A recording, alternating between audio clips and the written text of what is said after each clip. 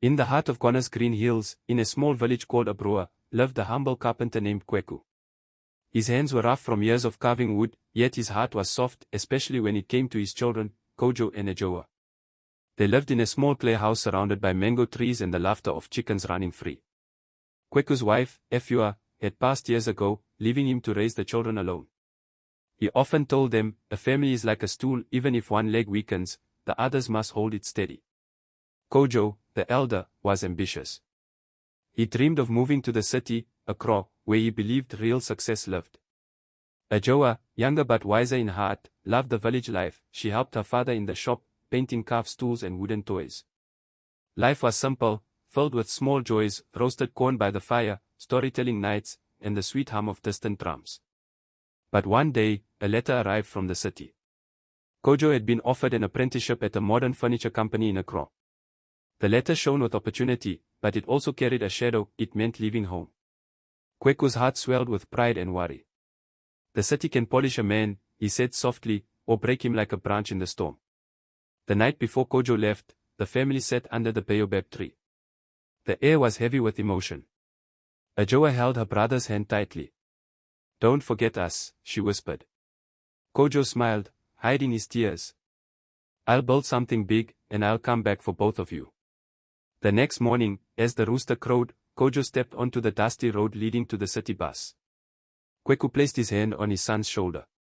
"Never trade love for pride," he said. Kojo nodded, not realizing those words would echo through his life forever. The bus disappeared behind a curve.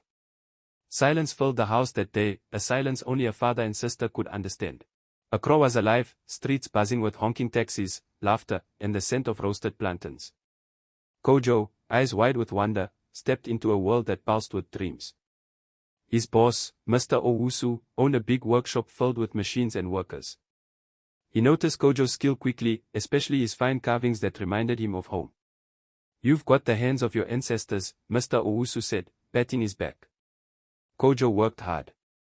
He sent money home every month, but over time, the letters grew shorter, the calls fewer.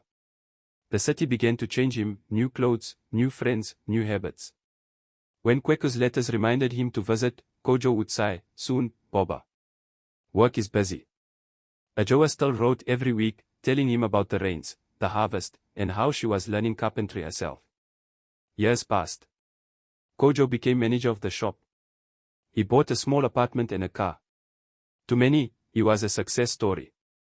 But inside, something was missing. He'd often stare at his reflection at night, feeling an emptiness he couldn't name. One day, he received a call from a neighbor back home. His father had fallen sick. Kojo hesitated. A big deal with a foreign client was happening that week. "I'll come next week," he said, trying to sound calm. But next week never came. 2 days later, another call came, this time with silence that said it all. Kojo was gone. Kojo dropped the phone.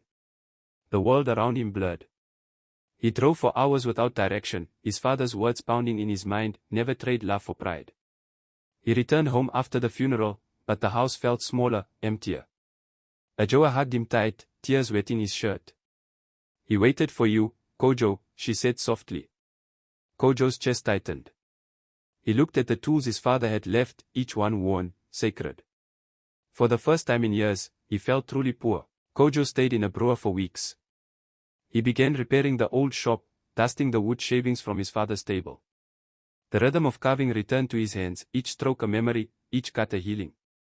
Ajoa worked beside him, smiling through her sadness. One afternoon, as he carved a stool for the village chief, Kojo found a small inscription on the bottom of one of his father's old works, "Family is the first home we must build." He paused, tears in his eyes.